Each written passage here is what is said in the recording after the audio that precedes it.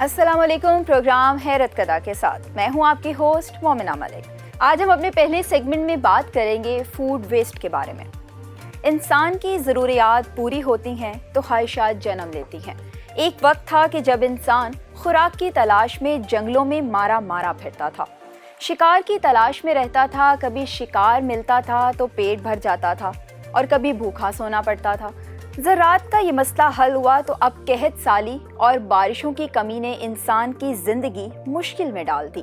قحط سالی سے تنگ آ کر انسان نے خوراک ذخیرہ کرنا شروع کر دی، مگر آبادی بڑھی تو یہ خوراک کی کمی کا مسئلہ جوں کا توں رہا۔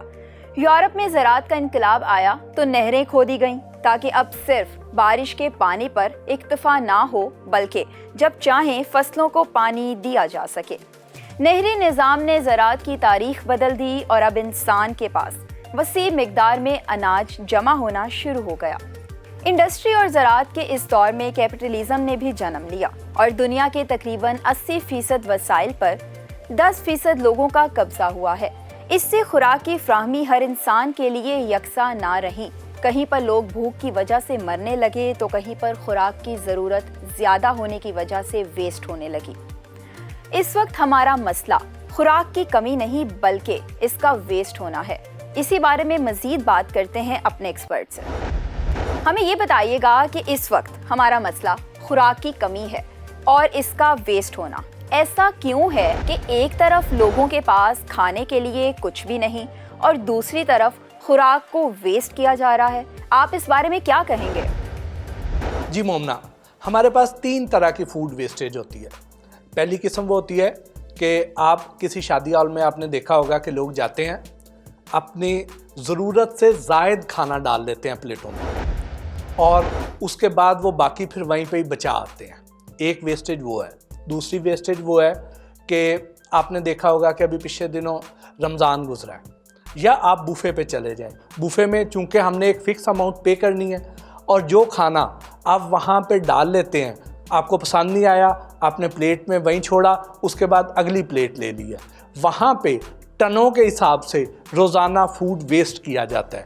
اس کے بعد تیسری قسم وہ ہے کہ جو ہم اپنے گھر میں ویسٹ کرتے ہیں۔ مثال کے طور پر کہ ہم نے کوئی ایسے انگریڈینٹس خرید لیے ہیں اور اس کے بعد کافی عرصہ ہم نے انہیں استعمال ہی نہیں کیا ہے اور وہ اس دوران ایکسپائر ہو گئے ہیں، وہ بھی ویسٹیج ہے۔ پھر اس کے بعد ہم یہ کرتے ہیں کہ فریج اور فریزر میں بے جا اشیاء ٹھونس دیتے ہیں اور اس کے بعد جو شروع والی اشیاء ہیں ان کو ہم استعمال کر لیتے ہیں اور باقی والی اشیاء جو ہے وہ پڑی رہ جاتی ہیں اور اس طریقے سے وہ ویسٹ کر دیتے ہیں۔ جب ہم اس کو علیحدہ جب ہم اس کو کیلکولیٹ کریں گے تو یہ ایک بہت ہیوج اماؤنٹ بنے گی۔ اب وجہ یہ ہے کہ ایک طرف آپ دیکھیں کہ دنیا میں بہت سے لوگ بھوک سے مر رہے ہیں۔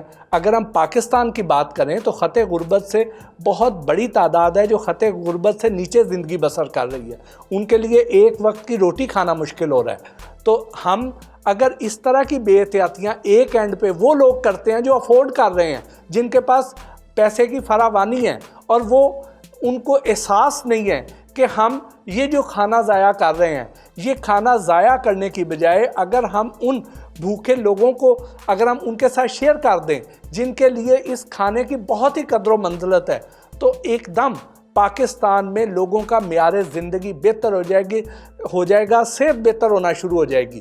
اب دیکھیے کہ اگر ہم بات کرتے ہیں کہ جو شادی ہالوں میں جو کھانا بچتا ہے، شادی ہالوں میں ہم جو کھانا استعمال کرتے ہیں، لوگ کیا کرتے ہیں کہ اپنی پلیٹ میں جو کھانا ڈال لیتے ہیں، اس کے بعد 2 طرح کے وہاں پہ کھانے بچتے ہیں۔ ایک وہ کہ جو ہم اپنی ضرورت سے زائد کھانا پلیٹوں میں ڈال لیتے ہیں اور دوسری قسم کا کھانا وہ ہوتا ہے کہ جو ڈشز میں بچتا ہے۔ اب جو ڈشز میں کھانا بچتا ہے وہ کھانا شادی ہال والے وہ اگلے فنکشنز میں استعمال کر دیتے ہیں۔ آپ جب بھی کبھی جائیں گے، چونکہ جیسے پنجاب کی اگر ہم بات کریں تو پنجاب میں 1 ڈش مینیو ہے، یا چکن مینیو ہوگا یا مٹن مینیو ہوگا اور باقی اس میں وہی بریانی ہوگی، وہی پلاؤ ہوگا۔ تو نارملی جو کری ہوتی ہے وہ اگلے فنکشن میں استعمال کر لی جاتی ہے۔ پہلی جب سرونگ آئے گی اس میں فریش کھانا دے دیا جاتا ہے اور جو دوسری سرونگ آتی ہے اس میں باسی کھانا چلا دیا جاتا ہے۔ اسی طرح جو پلیٹوں میں کھانا بچتا ہے وہ खाना वेटर्स के हिस्से का होता है। वेटर्स उस खाने को स्टॉक कर लेते हैं, उसको फ्रीज़ कर लेते हैं और अगले दिन उनके लगे बंदे वेंडर्स हैं जो आके ले जाते हैं। वो आप कई बार ऐसे होता होगा कि आपने मुर्ग चने लिए और उन मुर्ग चनों में आपको जो बोटी है वो आधी नज़र आई है, आप समझेंगे शायद कि वो बोटी घुल गई है। वो घुली नहीं होती है, वो आई उतनी होती है, किसी ने खा के आधी प्लेट में छोड़ी है और वो उसी तरह बिक गई है। वो मुर्ग चने में इस्तेमाल हो जाएगी, या उसमें जो नान के टुकड़े हैं या मुख्तलिफ तरह के जो सालन है वो श्रेड करके हलीम में चले जाएंगे। तो इसलिए वहाँ पर शादी हाल वाला खाना जो है वो ज़ाया नहीं जाता, लेकिन जो रेस्टोरेंट्स में से खाना बचता है वो उसमें से ज़्यादा मिकदार जो है वो ज़ाया हो जाती है। उसके लिए हम ये कर सकते हैं कि हम अगर इसके पोर्शंस बना दें, रेस्टोरेंट्स वाले थोड़ी खुदा खौफी कर लें, उन लोगों का एहसास कर लें कि जिन लोगों को खाना नहीं मिल रहा तो वो क्या करें कि जो ड्राई आइटम्स हैं उनके अलहदा उनको कर दें, जो चावल हैं उनको अलहदा कर दें, जो ग्रेवी वाली आइटम्स हैं उनको अलहदा कर दें और इनके पैकेट्स बना के एक फ्रिज उसके लिए एलोकेट कर दें और उसमें स्टॉक कर दें। जो ज़रूरतमंद है वो आके वहाँ से ले जाया करें, या कोई ऐसी NGOs आ जाए मैदान में जो इन रेस्टोरेंट से कांटेक्ट करें और वहाँ पे जो लेफ़्ट ओवर फूड है उसकी सेग्रीगेशन करके पैकेट्स बना के अपने पास संभाल लें और जाके ऐसी आबादियों में, ऐसे इलाकों में जो लोग खुराक की कमी का शिकार हैं उनको जाके खुराक वो उनमें बांट दें, तो इस पे काबू पाया जा सकता है। और जहाँ तक बात है कि घर वाले खाने की, तो उसको हम इस तरीके से बचा सकते हैं कि हम अपनी ज़रूरत के मुताबिक ख़रीदारी करें, एक्सेसिव बाइंग ना करें, और जब भी आपको ज़रूरत हो आप जाके लेने, कौन सा आपको जंगल में बैठे हुए हैं, उतनी ख़रीदारी करें। और फ्रिज में, फ्रीज़र में भी गैर ज़रूरी और फूड जो है वो स्टोर ना करें, और हमेशा FIFO मेथड अपनाएं, यानी फर्स्ट इन फर्स्ट आउट। जो चीज़ आपने पहले उसमें रखी है पहले उसको कंज्यूम करें। ये ना हो कि वो जो आगे वाली अशिया हैं सिर्फ उनको कंज्यूम करें, पीछे वाली अशिया पड़ी रहें और फ्रिज का टेम्परेचर जो है वो कहीं बढ़े और वो ख़राब हो जाए और आपको फेंकनी पड़े। तो उससे बेहतर ये है कि आप थोड़ी सी एहतियात कर लें। अब कुछ बात करते हैं हमारी खुराक कहाँ वेस्ट हो रही है और इसकी वजूहात क्या हैं। आपको ये सुनकर हैरानी और दुख भी होगा कि हम जितनी खुराक प्रोड्यूस कर रहे हैं इसका 1/3 हिस्सा वेस्ट हो रहा है, और ये हकीकत है कि इस वेस्ट होने वाली खुराक से हम बाकी दुनिया का पेट बाआसानी पाल सकते हैं। वेस्ट होने वाली खुराक की मिकदार 1.3 बिलियन टन सालाना है।